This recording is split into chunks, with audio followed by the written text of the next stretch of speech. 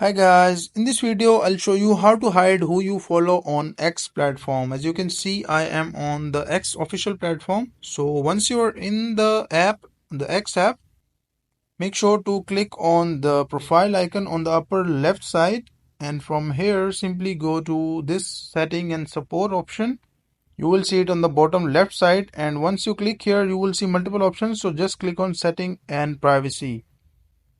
And once you click on setting and privacy, you will see all these options, your account, like security, monetization, premium, privacy and safety, notification. So make sure to choose this one, privacy and safety.